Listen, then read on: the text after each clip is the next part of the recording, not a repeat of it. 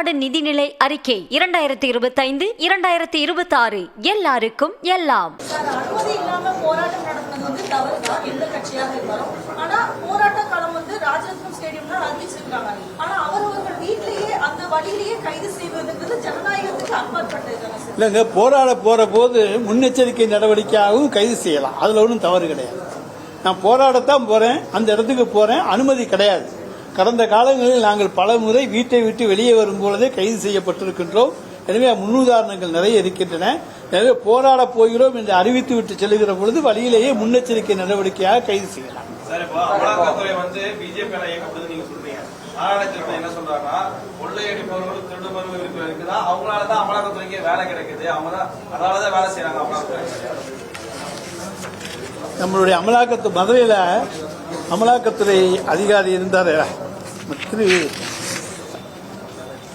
அங்கித் திவாரி. என்னாச்சு, 20 லட்சம் ரூபாய் பணம் கேட்டு மாட்டிக்கிட்டாரு.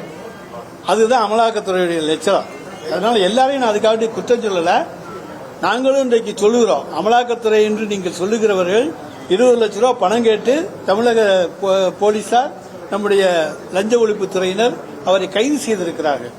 எனவே அவங்களும் ஒன்றும் உத்தமர்கள் கிடையாது. எனவே நீங்க அதனால அவங்கள உத்தமர்னு எல்லாரையும் சர்டிபிகேட் கொடுத்துறாதீங்க. 20 லட்சம் ரூபாய் கொடுத்து சிறைக்கு சென்றவர் தான் அங்கித் திவாரி.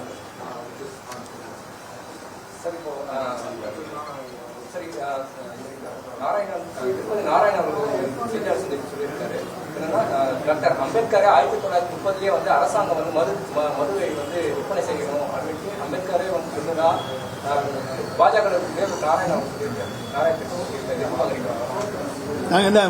நாங்க வந்து என்ன சொல்றோம், நீங்க சொல்லுங்க. விஷயங்கள் வந்து அம்பேத்கர் மணி, டாக்டர் அம்பேத்கர் மணி தவறான ஒரு விஷயங்கள் வந்து பறித்து வராது. இதை பற்றி உங்களுடைய கருத்து மட்டும். அதை பற்றி எனக்கு வந்து ஒரு கருத்துக்கள் இப்பொழுது நான் சொல்ல முடியாது. இன்றைக்கு இருக்க சூழ்நிலையில தமிழ்நாட்டை பொறுத்த வரைக்கும் சுற்றிலும் எல்லா மாநிலங்களிலும் மது விலக்கு கிடையாது.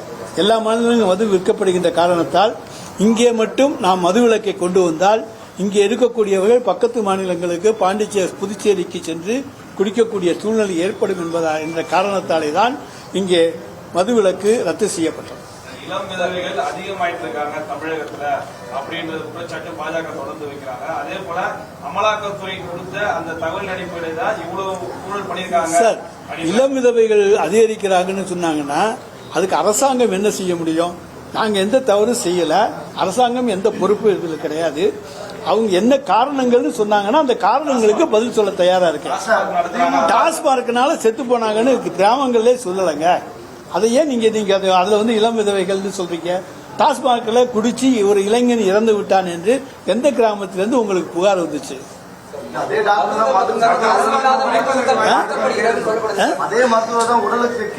சார், நாங்க கேடுன்னு தான் நாங்களும் சொல்றோம், குடிக்காதீங்கன்னு தான் நாங்களும் சொல்றோம், நீங்க குடிக்க போகாதீங்கன்னு தான் நாங்க சொல்றோம்.